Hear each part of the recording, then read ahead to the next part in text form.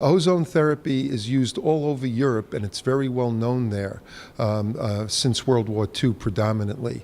And it's known to be able to fix, repair, completely eradicate many diseases and conditions previously thought untreatable.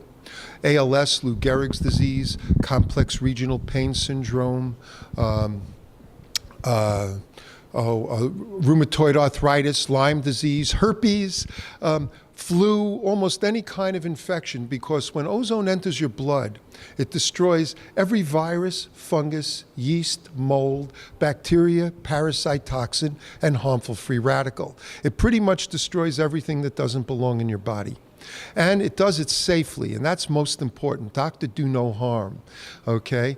And it does it absolutely safely when done by a qualified, medically trained professional.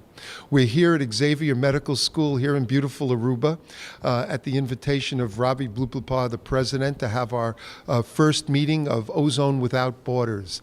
It's the first not-for-profit ozone organization in the world recognizing that all methods of ozone therapy have benefit, and everyone has a right to use the method they like.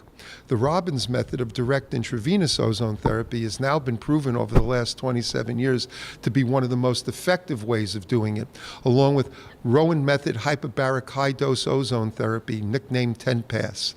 And these two methods stand out among all the other methods of ozone therapy to be the most beneficial in terms of eradicating all these horrible diseases and conditions that you may not believe it can help.